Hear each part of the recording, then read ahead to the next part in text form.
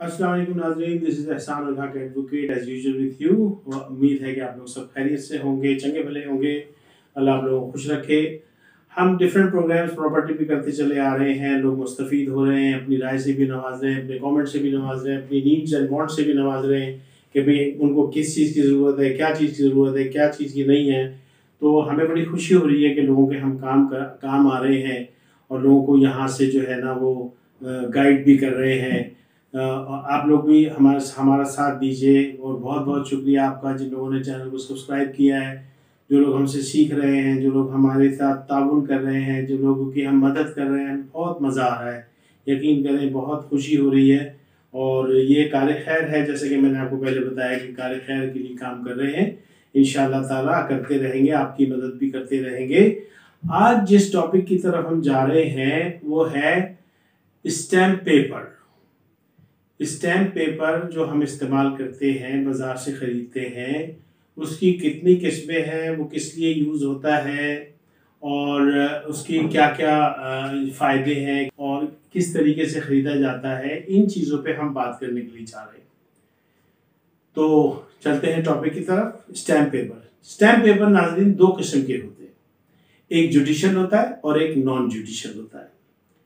Judicial का मतलब ये होता है कि जो अदालतों में इस्तेमाल होता है, कोर्ट केसेस वगैरह में इस्तेमाल होते हैं, जो लोग किसी पे केस करते हैं, किसी रिकवरी का करते हैं, किसी और चीज़ का करते हैं। बहुत सारे टाइप्स ऑफ केसेस हैं, जितने भी केसेस हैं उसमें ज़्यादातर में सिविल प्रॉपर्टी केस में है तो आप क्या करते हैं कि उसमें स्टैम्प पेपर आपको लेने पड़ते हैं और उसकी ड्यूटी देनी पड़ती है। और स्टैम्प पेपर जो है वो बाकायदा बोर्ड ऑफ रेवेन्यू से जो है ना वो इशू होते हैं और रेवेन्यू डिपार्टमेंट उसका इशू करता है, उसका बाकायदा रिकॉर्ड होता है। वो आपके केस में इस्तेमाल होते हैं, कोर्ट में वो केस बना के उन पे उस वहाँ जमा किया जाता है, फिर प्रोसीडिंग्स होती है। तो वो जुडिशियल स्टैम्प्स कहलाते हैं, जुडिशियल स्टैम्प्स। तो वो तो हो गए जुडिशियल। अब है नॉन जुडिशियल।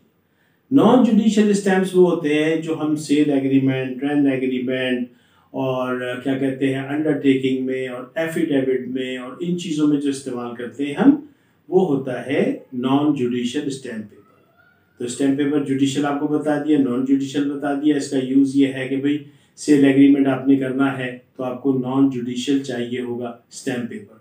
इसी तरीके से अगर आपने रेंट एग्रीमेंट करना है, इसी तरीके से आपने अगर पावर ऑफ अटॉर्नी देनी है, स्पेशल देनी है और अनरजिस्टर्ड देनी है और रजिस्टर्ड देनी है। रजिस्टर्ड के लिए तो आपको जनरल पावर ऑफ अटॉर्नी होगी जो रजिस्टर्ड होती है। अनरजिस्टर्ड में स्पेशल पावर यानी खास पावर होती है, किसी एक काम के लिए दिया, बिजली लगवाने के लिए, गैस लगवाने के लिए, नक्शा पास कराने के लिए या देखभाल करने के लिए, डिमोलिशन के लिए, कंस्ट्रक्शन के लिए, परमिशन के लिए, नक्शा पास कराने के लिए। नंबर ऑफ जॉब्स हैं जिसके अंदर हम स्पेशल पावर ऑफ अटॉर्नी देते हैं।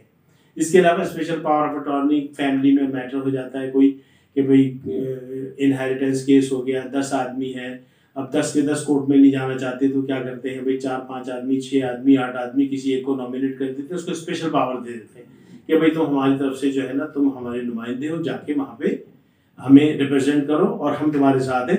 ये special power of attorney. General power of attorney के अंदर ये होता है कि भाई आपको तब कुल्ली इख्तियारात हैं, आप बेचें, खरीदें, किसी को दें, किसी को नहीं, ये उसका कुल्ली इख्तियार हो जाता है। तो कुल्ली इख्तियार जिसमें दिया जाता है वो जनरल पावर ऑफ अटॉर्नी होती है और जिसमें जुज़वी इख्तियार दिया जाता है वो होती है स्पेशल पावर ऑफ अटॉर्नी। इसके अंदर ये होता है कि हमारे पास जो स्टैम्प्स होते हैं मुख्तलिफ किस्म के होते हैं। रेंट एग्रीमेंट है तो भाई 50 रुपए का पहले लगता था, लोग 100 का भी लगा देते हैं। सेल एग्रीमेंट में 100 रुपए का लगा देते हैं। इसी तरीके से जो है ना वो एफिडेविट के अंदर 50 रुपए का लगा देते हैं। स्पेशल पावर ऑफ अटॉर्नी में 500 रुपए का लगा देते हैं और कोई पार्टनरशिप डीड वगैरह करनी है तो 1000 रुपए का लगा देते हैं। इसी तरह अगर आपको जनरल पावर ऑफ अटॉर्नी देनी है तो 5000 का स्टैम्प पेपर भी आप लगाते हैं। अब स्टैम्प पेपर जो है ना वो 1000 रुपए तक तो आपको जो है ना स्टैम्प वेंडर दे देता है, लेकिन अगर इससे ऊपर का आपको स्टैम्प पेपर चाहिए होता है उसके लिए प्रॉपर एक फॉर्म होता है जिसको हम जो है ना वो फिल करते हैं और बैंक में जमा करते हैं और ट्रेजरार से जाके फिर वो रिसीव करते हैं। तो ये जो जो 1000 रुपए से ऊपर का बजट जो है वो वहाँ से बाकायदा फॉर्म जमा करके और फिर आपको अप्रूवल लेके बैंक में पैसे जमा करके फिर वो मिलते हैं आपको। तो ये इसका ये एक प्रोसीजर है, ठीक है ना। और दूसरा ये है कि इसमें जो है ना बहुत सारे कच्ची आबादी के मकान होते हैं, दूसरे होते हैं, तीसरे होते हैं, तो वो जो है ना वो स्टैम्प पेपर पे बिकते हैं, क्योंकि वो रजिस्टर तो हो नहीं सकते, उनका राइट ऑफ रिकॉर्ड तो होता कोई नहीं है। और दूसरा ये है कि वो कच्ची आबादी के होते हैं, नॉन अनरेगुलराइज्ड होती है, नॉन रेगुलराइज्ड आबादी होती हैं, उनमें तमाम चीज़ों में स्टैम्प पेपर नॉन जुडिशियल इस्तेमाल होते हैं।